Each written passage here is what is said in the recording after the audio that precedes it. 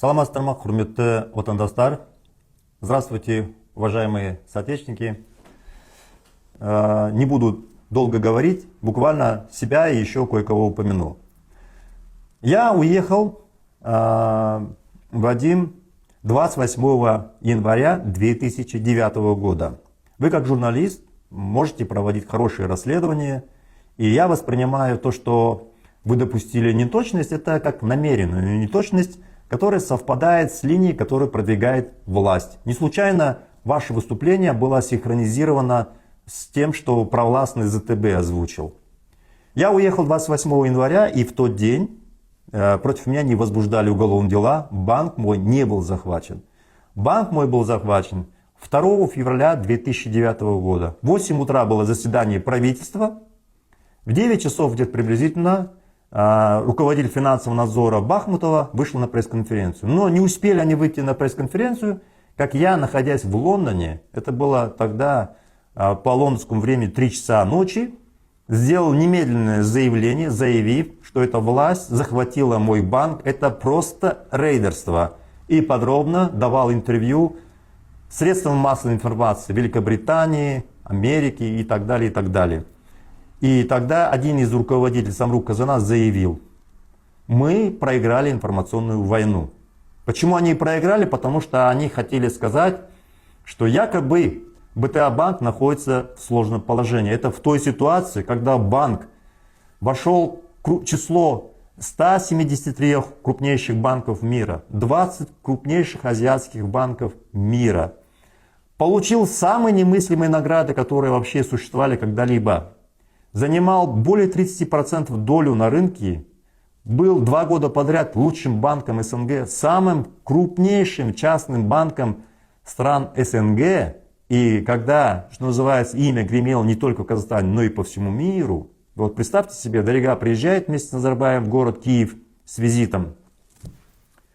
И как она жалуется, я ее слышал комментарий: весь город реклама БТА банка.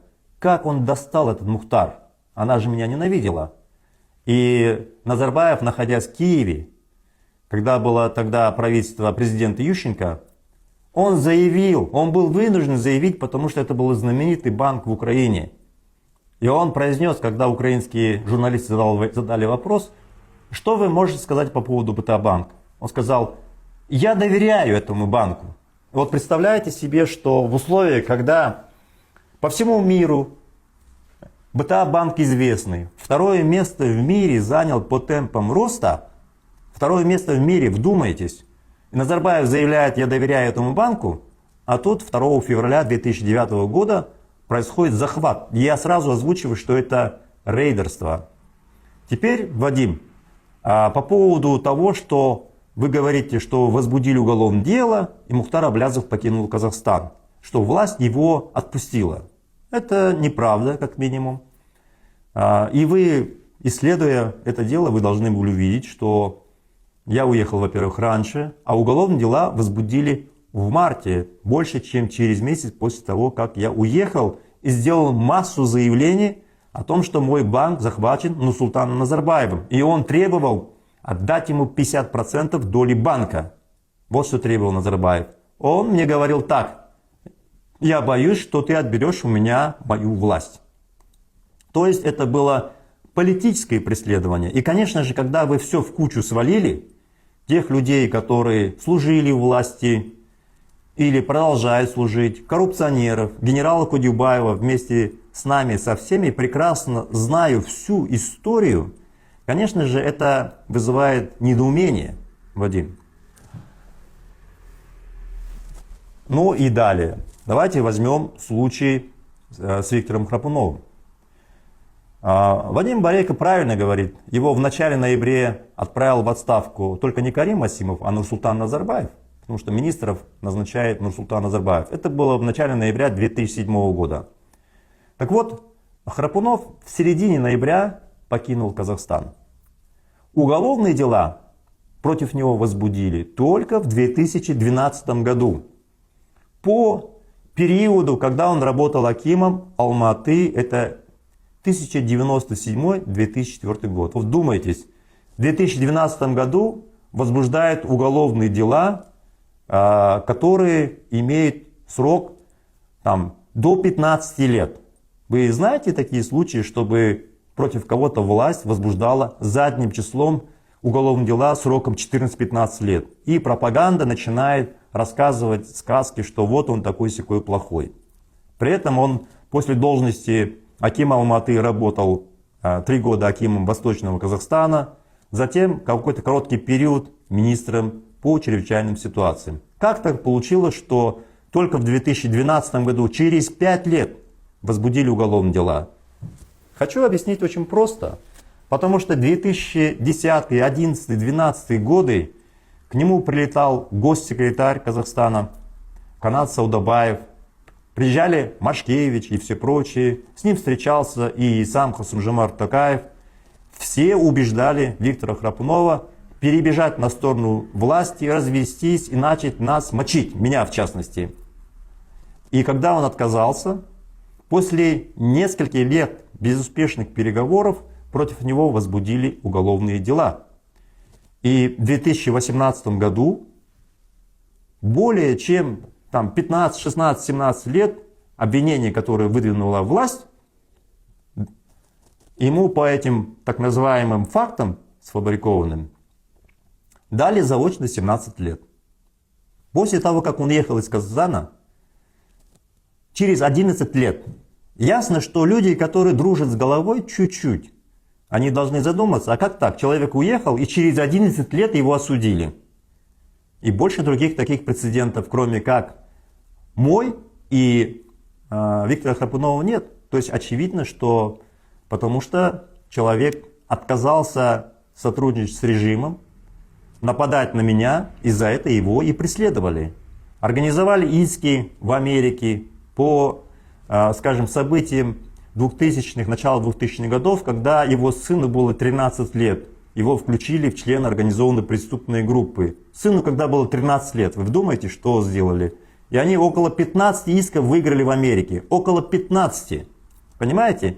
И вышли полностью победителями со всех обвинений, которые были инкриминированы Казахстаном в Америке. И суть была одна. Политическое преследование. Ну, возьмем Бергея Рискалиева. Бергей Рискалиев, его сняли, и в тот момент он исчез, его братья тоже исчезли. Обратите внимание, он исчез в 2012 году и появился впервые на публике в 2018 году. Никто его не преследовал. Власть знала, что он живет в Лондоне. Не возбуждали какие-то такие дела за рубежом. Не выкрадывали, как в моем случае, семью. Не пытались его экстрадировать. И продолжается то же самое. Более того, ему вернули десятки миллионов долларов. Там, по-моему, больше 100 миллионов долларов. Вообще, вы знаете примеры, что человек не был в оппозиции, не боролся, ничего. Типа власть его в чем-то обвинила, а потом ему еще и вдогонку возвращают деньги.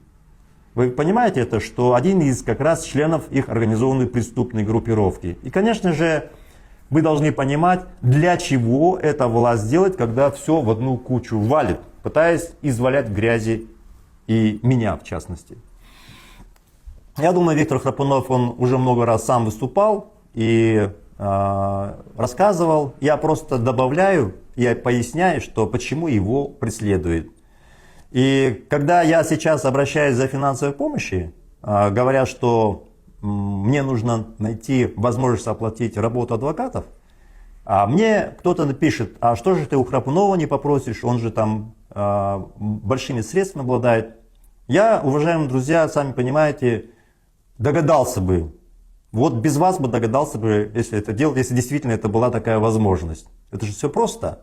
Но, к сожалению, у Виктора Храпунова нет финансовых ресурсов. Если они были бы, я к нему обратился бы и не просил бы у вас ни у кого. В этой связи я просто вам говорю, не будьте жертвами пропаганды. Я вынужден вот рассказывать простые вещи, показывать, каким образом манипулирует власть, используя те или иные ресурсы, в том числе, к сожалению, и Вадима Борейко. Он озвучил, сказал следующую фразу, что вот у нас Акижан Кожегелдин будет, мы можем с ним поговорить, и он расскажет, как было на самом деле. Ну, Вадим Вы также брали интервью у Галымжана Джекияна, который вместе со мной создавал демократический выбор Казахстана, который уезжал, приезжал свободно внутри страны. И в этом смысле, если у вас есть смелость, вот, пожалуйста, вы можете взять у меня интервью. Ну вот, вы, наверное, знаете, что провластный аккаунт Аккорда по поручению власти появилась у меня и взяла многочасовое интервью. Правда, недолго она простояла, потому что цель этой власти дискредитировать меня не удалась. А Башкенова убеждала меня: да вы что там, никто мне не звонит, никто мной не управляет, я вообще к власти не имею никакого отношения. Ну, как вы видите, что мое выступление продержалось буквально несколько часов, набрало огромное количество просмотров, и потом некие хакеры точечно мое интервью удалили с YouTube. Ну, удалили, а что заново не поставили? Ну вот, таким образом, Башкенова сама разоблачилась. И вот все эти слова, что некие люди на них нападают, что-то делают, не верьте, это вранье. Также относится и Ильмеди Гульжан Иргалиева, это агент Комитета национальной безопасности, который в свое время мы разоблачили еще осенью 2004 года и выгнали из партии «Демократический выбор Казахстана» как агентов режима.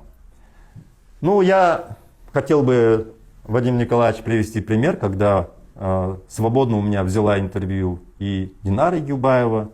В общем, одним словом, кто хочет, тот на меня выходит без проблем.